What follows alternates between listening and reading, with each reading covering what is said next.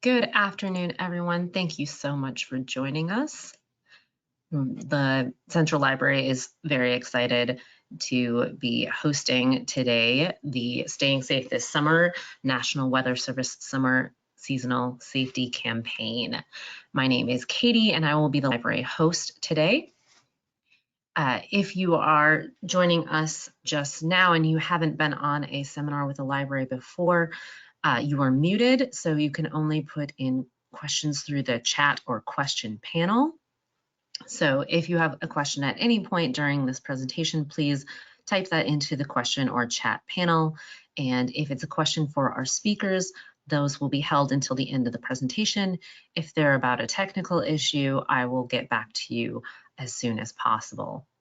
If you can't hear or see the slides, try logging off and logging back in. That solves most issues with GoToWebinar.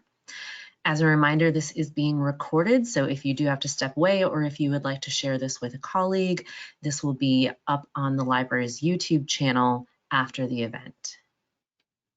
And with that, I'm going to turn it over to Mary Fairbanks to give an introduction. Thank you, Katie. Next slide, please. Hello, everyone. My name is Mary Fairbanks, and I am a meteorologist with the National Weather Service working in the Communications Division.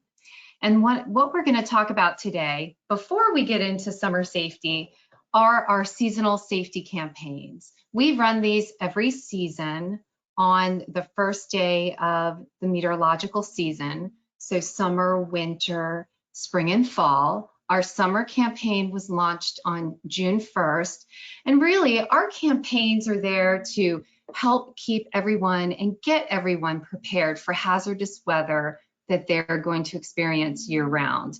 And we went to a seasonal campaign a couple years back.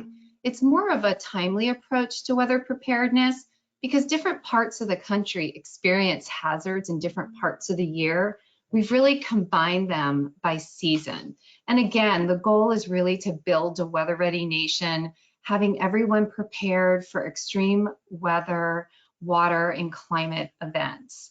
Each campaign actually includes various seasonal resources focused on safety, some science. We have websites, we have articles, we have social media, infographics and video, and some additional content really focused on the hazards that are most common during the current season. Next slide, please. As we move into the summer season, it's very exciting to be able to get out and enjoy the lakes, the mountains, the oceans, but we always need to be prepared for all the different hazards. And so the hazards that we cover during our summer campaign are tornadoes, thunderstorms, lightning, hurricane, flooding, excessive heat, rip current and beach hazards, drought, wildfires, and air quality.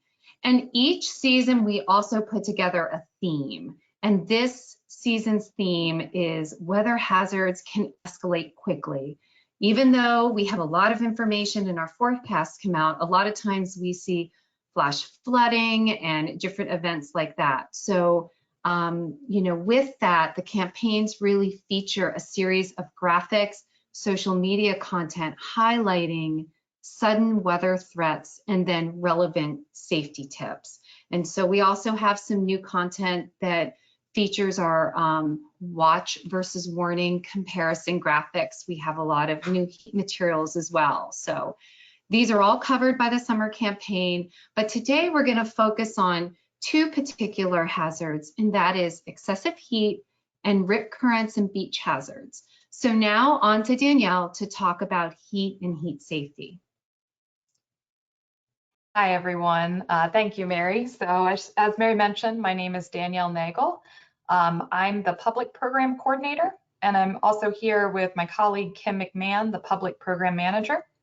So I first wanted to start with a brief overview of National Weather Service headquarters and how the public program fits in there. The Weather Service has 6 regions, and that's shown in that upper right image there. And within these, there are 122 weather forecast offices, or WFOs. So the public program supports, oh, sorry, go back one. The public program supports these WFOs through the development of policy related to routine weather information, as well as the following hazards that we have listed here. So we cover extreme temperatures, frost freeze, non-convective wind, fog, smoke, dust, ashfall, air quality, and also other health considerations. So there's a lot under our purview here. Next slide, please. So as you saw on the last slide, one of our hazard areas is extreme heat. That's what I'll be exploring in more depth today. Now, it may be surprising, but heat is actually regularly the #1 weather-related killer. Pulling from CDC, you'll see some sobering statistics here. From 2004 to 2018, we actually averaged over 700 deaths a year from heat. And even more heartbreaking are the pediatric vehicular heat stroke deaths. Unfortunately, since 1998, we've actually averaged 37 deaths a year. So you'll see some outreach soon that actually targets this avoidable tragedy. I'll also point out briefly that in the bottom image here, you'll see a recent 3-month outlook from the Climate Prediction Center. And this shows that they're actually currently forecasting large areas of the country to be above normal for temperature this summer, making it even more important to pay attention to heat and heat safety. Next slide, please. Okay, now I'll briefly review our watch, warning, and advisory products associated with excessive heat here. A watch, to start at the top, means that conditions are favorable for extreme heat to develop in the next 24 to 72 hours. An advisory means hot temperatures are occurring or imminent. And local criteria tend to vary a bit based on climatology and also partner needs. But we do have national criteria set as a baseline, and they're shown here. So in the northern areas, we're looking at heat indices above 100 degrees Fahrenheit. And in the south, above 105 degrees Fahrenheit. There's also a nighttime component to these temperatures and criteria. So minimum nighttime lows should be greater than or equal to 75 degrees Fahrenheit. And finally, a warning means extreme heat is occurring or imminent, but the criteria is a bit higher than what you saw in the advisory. So again, this criteria varies by location, but in general, northern areas would be heat indices above 105 degrees Fahrenheit, and in the south, heat indices above 110. Minimum nighttime temperatures are again greater than or equal to 75 degrees Fahrenheit. Next slide, please. So on this slide, I'll review some of the Weather Service heat tools that we have available. First, we'll start with the current tools, including one you're probably most familiar with, and that's heat index. So it's the traditional heat stress measurement, and it incorporates humidity and temperature. Over the years, though, other assumptions have been added, including body mass, height, light activity, and clothing, to name a few. So you'll see in the upper image here, the heat index chart that we use. The Kalkstein Heat Health System was developed in the 1990s, and it combines climatological information with health statistics. We do have a few of our weather offices still employing this system. Now moving on to future heat tools, the wet bulb globe temperature incorporates additional parameters beyond just temperature and humidity, and that includes wind and solar radiation. It's also measured in the sun as opposed to the shade. This tool is especially useful for outdoor active populations.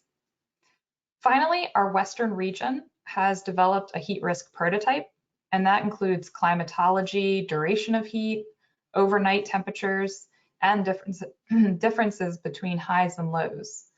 So you'll see an example of this in the bottom right-hand image there, and it features a color-coded scale to display level of heat risk for a given day. It's a useful tool for those that may need to take action before an official watch, warning, or advisory is issued. Next slide, please. So we offer quite a bit of national and local level heat outreach. In a moment, I'm going to go over our seasonal campaign materials and our heat safety webpage in more detail, but I'll note here that they offer a variety of resources and graphics to describe heat impacts and heat safety materials. We also partner with other agencies. Okay, not sure what happened on my end. Hoping you guys can still see it. So we partner with other agencies, including this example from OSHA. We collaborated to provide better guidance for outdoor work within our call to action statements. And those are within our watch, warning, and advisory products. Weather Service also distributes information through national social media channels, but many of our forecast offices are also active on Facebook and Twitter. And they generally share heat safety information throughout the year, but also specific hazard information leading into a heat event. Next slide. So as promised, here's a little bit of a more in-depth look at our safety campaign materials. Heat is covered, as Mary mentioned, in the spring and summer campaigns. We have a variety of tools and resources updated each year, including graphics, videos, social media plans, and you can see some of those links there on the image. This year, we actually have quite a few new features. We have new graphics and information on vulnerable populations in heat. So while everyone is susceptible to the impacts of heat, certain people may be even more vulnerable. And this includes pregnant women, children and infants, older populations, and also those with chronic medical conditions. We also have brand new graphics to describe the definitions of our watches and warnings. So as a reminder, an excessive heat watch means dangerous heat is possible and you should be preparing. An excessive heat warning means dangerous heat is happening or about to happen. And at this point, you should be taking action to protect yourself from the impacts of heat. Next slide. So at this point, I'd actually like to take you guys on a tour of our NWS heat safety page. So it recently got a fresh new look with a cadre of new information here. And that includes, as I'm mentioning here, the heat forecast tools. Let me get this pulled up for you guys. All right, so hopefully you can see everything. I'll start from the beginning, actually. So this is what you would see in coming to our page for the first time. We have a slideshow giving you some information on vulnerable populations, those pediatric vehicular deaths, and also just general safety practices. We also have a nice introduction down here with some of the information that we cover throughout our site. If you go to the top, we have further explanation on the heat watch and warning and advisory. We have definitions below, much as what I showed you today. Our heat forecast tools tab is actually new. And we have covered all of those tools that I went through as well today. We have a nice slideshow of images on heat index, wet bulb globe temperature, and heat risk, and further descriptions of each of those below, including actually an informational guide here on wet bulb globe temperature. So go take a look at that document for a handout on that and a link to the heat risk website down at the bottom. Moving on, we have some information on what to do during a heat wave. If you expand these little blue areas here, we have extensive information on different protective actions you can take, tips for parents and caregivers, as well as other interventions and safety materials for outdoor workers in particular. Finally, I'll show you heat-related illnesses. So this goes into a little more information on how to understand some of the heat-related illnesses, including exhaustion and stroke, and helping people understand what to be looking for when it comes to symptoms and what to do if you do experience them or if someone around you experiences them. So those three illnesses are cramps, exhaustion, and stroke. And finally, I'll just point out on the right-hand side, we have other heat safety resources here, including education and outreach materials. There's some fun games and activities for kids. They link out to other sites internally and externally. We have links to a bunch of our partners. And of course, we have a link to our seasonal safety campaign materials. And now I will be passing control back over.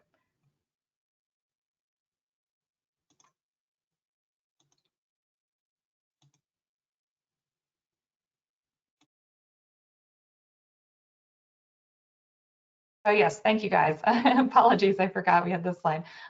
Yeah, so if you guys have any questions or would like to reach out, I did include the public programs email addresses here, so you can see Kim McMahon and I. Feel free to reach out with any questions. Thank you guys.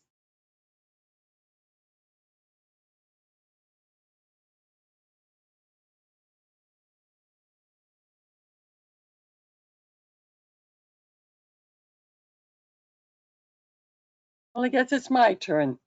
Good afternoon. I am Deborah Jones, and I work for the National Weather Service Marine, Tropical, and Tsunami Services Branch. I work with the Rip Current and Beach Hazards Outreach. Next slide, please. Okay. By looking, we're going to start with the surf zone fatalities map. Forgive me, I'm having a bit of problems with my voice, but we're going to hang in here and get all this important information out to you. By looking at the surf zone fatalities map, you can see the red dots representing rip current fatalities around our nation's coasts outnumber other causes of drowning deaths due to our beach hazard. Among beach hazards, rip currents are the #1 cause for drowning at surf beaches. Surf beaches are those that have breaking waves. All individuals who plan to recreate at a surf beach need to be aware of and learn about rip currents. They are present on all of our nation's surf beaches, including the Gulf of Mexico and the Great Lakes. Rip currents are a serious danger to those visiting our surf beaches, and especially to the uninformed. Next slide, rip currents, know your options.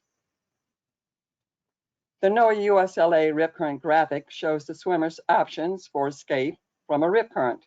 So what is a rip current? The answer can be found in the sand or at the bottom of the graphic. They are powerful currents of water moving away from shore. The graphic shows how the person caught in a rip current can escape it by swimming out of the current toward breaking waves. Waves will help push the swimmer back to shore. Or if you feel you are unable to escape the current, you can tread water and wave and yell for help. You can also float and wait for rescue. The legend on the graphic explains how to escape a rip current. By the way, rip currents are not undertows, and they are not rip tides, and they do not pull you underwater. Waves can push people underwater. This slide also shows a structure. Structural currents occur when a current flowing along the beach meets a hard structure, like a pier, a cliff, or a brick wall. Those structures bend or turn the current out to sea, as illustrated on the graphic. Thus, a structural current can be formed. This type of rip current can become permanent.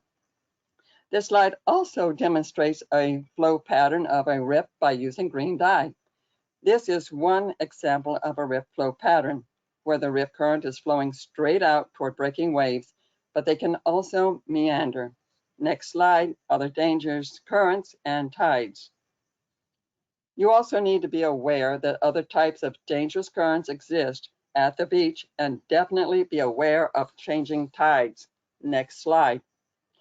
The next two slides show, this one shows NOAA's resources available to those who want to learn about beach hazards, such as this slide, which shows a collection of rip current safety videos. And the next slide, there we go, shows a collection of wave safe videos available to the public. Next slide, beach hazards.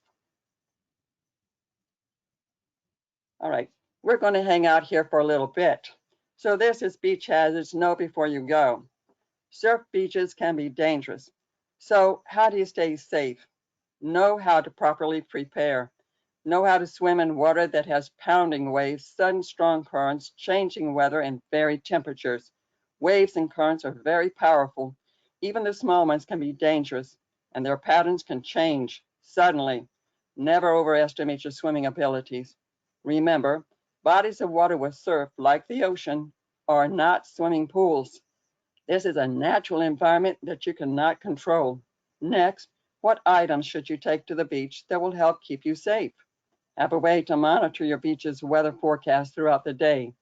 Even though it could be a sunny day, there could be a powerful storm. We're on the wrong slide. We need to back up. Yeah, stay there. There could be a powerful storm 1,000 miles out at sea, generating strong winds and waves, which could produce rip currents at your sunny beach. Take your cell phone in case of trouble and know the beach address should you need to call for help. Take a flotation device that could be thrown to someone in trouble in the water. This will help keep them floating, saving energy and buying time for rescue from someone professionally trained in open water rescue. Never enter the water without flotation, and always watch your children. When in or near the ocean, things can happen suddenly in shallow water or even standing on the beach where the sand is wet near the breaking waves. With sudden powerful waves and sudden powerful currents, changing tides around you, you need to stay alert and aware in this dynamic, ever-changing environment at all times. But that isn't all you should do. What other actions can you take to stay safe while recreating at the beach and in the water? It's best to go to a guarded beach where you can talk to a lifeguard. They know this environment, learn from them, ask where the safest places are to swim, read the safety signs and obey them. They are there to help keep you safe so you can enjoy your visit at the beach. Remember, in order to stay safe, you need to stay alert to changing weather and water conditions at all times. Respect the energy in those waves and the power they have when they crash into the beach. Never turn your back on the waves, whether entering or exiting the water at a surf beach. Always keep your eyes on the waves. I know of instances when people did not and suffered serious spinal injuries from being hit by a strong wave from behind. This has happened to individuals just standing in shallow water, watching people on the beach with the ocean at their backs. When standing in shallow water, always keep watching the ocean and its waves. Next slide, cold water. Okay. The one important takeaway here is to remember air temperature and water temperature are not the same temperature. In Washington State last week, at their beach, they had an air temperature of 90 degrees, while their water was 50 degrees, a frigid 50 degrees. Next slide, toolkit. NWS and USLA toolkit. This is the newest outreach material that we have produced. The NWS and USLA have developed a toolkit which includes safety and educational information on rip currents, and anyone can use this toolkit to help spread the word on rip current safety, which is consistent with NOAA and USLA guidance. And this has a train the trainer PowerPoint. It also has a video. Next slide. All right, beach hazard and safety websites. This is a list of websites for those who are interested in learning more about rip currents, waves, and beach safety. And the next slide. This concludes my quick overview on how to stay safe when recreating at the beach and in the water. Now, back to Katie. Thank you so much, Deborah. Thank you, Danelle, and thank you, Mary. This has been very informational, and we didn't have a question come in yet, but we did have a comment about how this is something that the public very much needs to know, but it's often not taken seriously. Commenting on a local sheriff in Alabama that recently succumbed to rip currents and how important this information is to know. I have a question just because of those excellent resources that you shared, Deborah. Are these slides going to be available for everyone?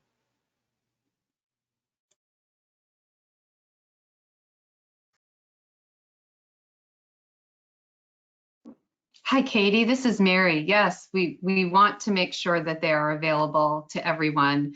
And also, if folks take a peek in the chat, Katie so kindly dropped in the link to our seasonal safety campaigns where you can explore all the different seasons and the content.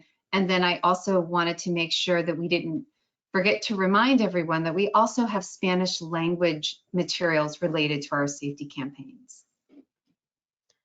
Great, thank you, Mary. I do have these slides, so I will be sharing them with everyone who registered today.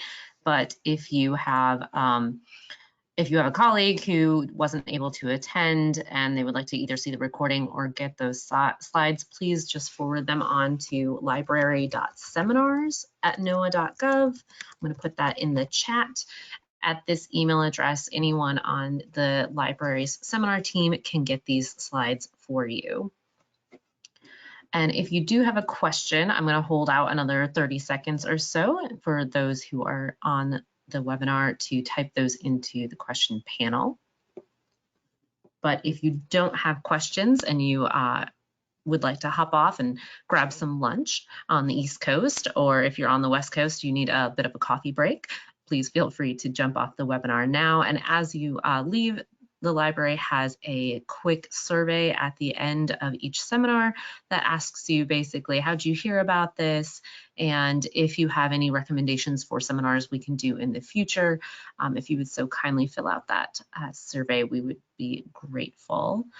Mary, Deborah, Danielle, I do not see any more questions, so thank you all so much for sharing this very important safety campaign with the library and with NOAA as a whole. It will be on our YouTube channel, and hopefully the public will be finding this there as well. Thank you very much. Thank you, Katie. Okay, thank you everyone for joining us today. I hope you all have a safe and wonderful Wednesday.